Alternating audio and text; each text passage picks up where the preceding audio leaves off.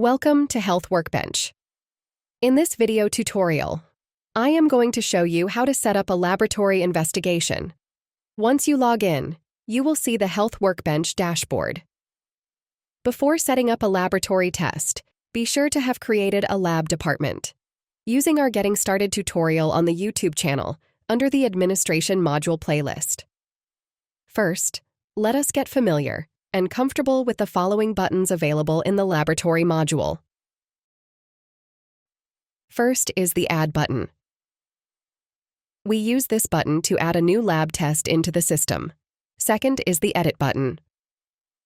We use this button to edit or change the existing information of a lab test or investigation. Third is the Delete button. We use this button to delete or remove an existing lab test or investigation. Fourth is the Lab Result Element button.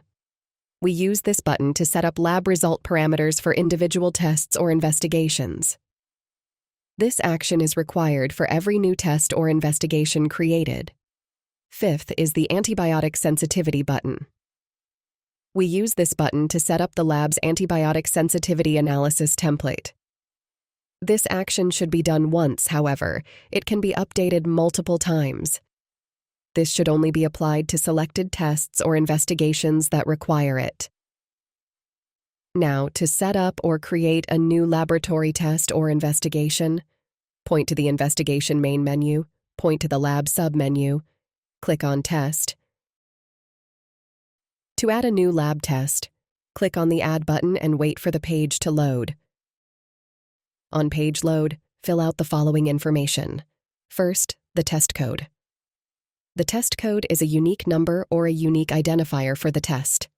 Example is Lab 0010. Next is the lab test name. The lab test name is also a unique name for the test. Example is full blood count. Next is the lab department. Here, you select the lab responsible for the test when it is requested for. Choose the appropriate lab department. Next is the process option. The process option is a workflow process initiated when the test is requested for. Note: we have 3 different inbuilt workflow processes that you can choose from. The first is the 4 steps workflow process. Next one is the 3-step workflow process. And the last one is the 2-step workflow process. Whichever workflow you choose will be applied to the test or investigation and shall be initiated when the test is requested for by the doctors. Next is the Amount column. Input the amount for this particular test or investigation. Following it is a GL code. The GL code is like a group account where the monies or the funds will be posted to. Next is the Apply Discount checkbox. If enabled, would allow discount during bill approval. If you don't want to allow discount for this particular test, then uncheck it. Next is the sample conditions. The sample condition is just setting a sample that will be collected for this particular test. Next is antibiotic sensitivity. If enabled, the antibiotic sensitivity template will be available during the result entry. However, if antibiotic sensitivity is not required for this test, we advise you to leave it disabled. Next is the result template.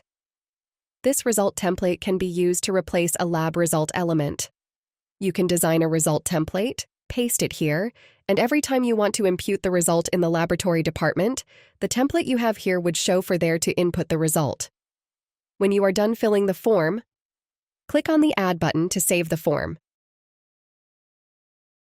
Next, to confirm that a new test has been saved or created, use the search box and input the name of the test.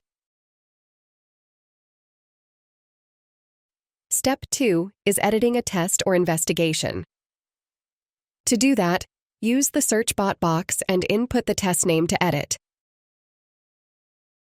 Select the test name to edit and click on the Edit button.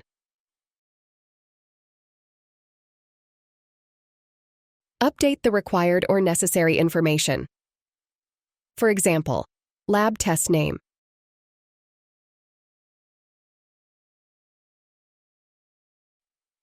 When done, click on the Save button. Step 3 is deleting a test or investigation. To do that, use the search box. Input the name of the test that you want to delete. Select or highlight the test name.